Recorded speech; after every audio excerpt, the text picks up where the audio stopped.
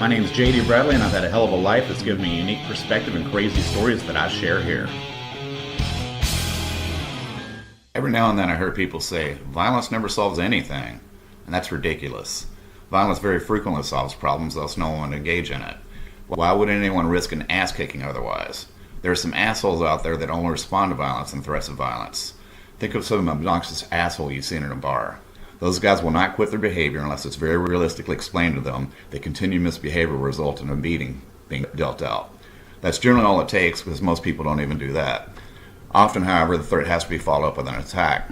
I have ways of communicating the very real possibility of violence that works most of the time. Last year, a guy was fucking with in a bar, so I inquired, "Did I insult you and subsequently forget, or are you simply obtuse in search of a public beating?" And of course, I held my stare. He soon left. I was taking a chance that he'd attack, but I was ready for it and strongly suspected that would be enough, and it was. Violence very frequently comes with instructions such as, "Shut the fuck up and leave or I'll beat your ass." The person that's directed at can either listen to the instructions to avoid violence or engage in it, but the terms have been very clearly laid out. I'm very specifically talking about social violence, and there are other types of violence. Does violence solve anything? Yes, it sure as fuck can. I didn't always give out a warning if I felt the situation warranted sudden escalation. Early in 2002, I'd stopped for gas at a convenience store. This was either before pay at the pump or I only had cash, but either way I had to walk from the gas pumps to the store and pay for my gas when I got there. There was a foreman blocking the door and screaming at the cashier, "You're a beach! You're a beach! You're nothing but beach!" I had no idea what had transpired to lead up to this, but I needed inside, and so I said, "Excuse me."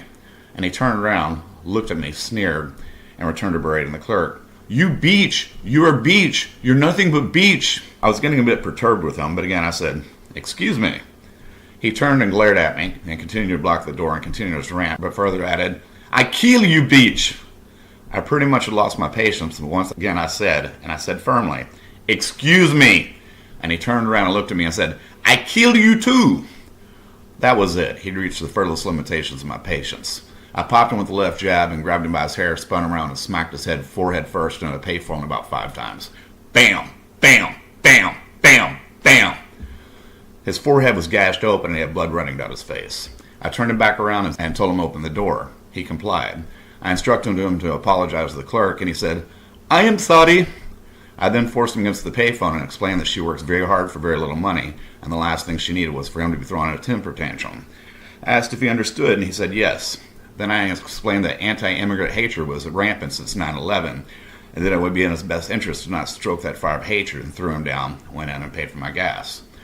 The clerk thanked me and informed me that he was upset because she'd refused to let him use the restroom, because every time she did, mysteriously human feces was rubbed everywhere when he left.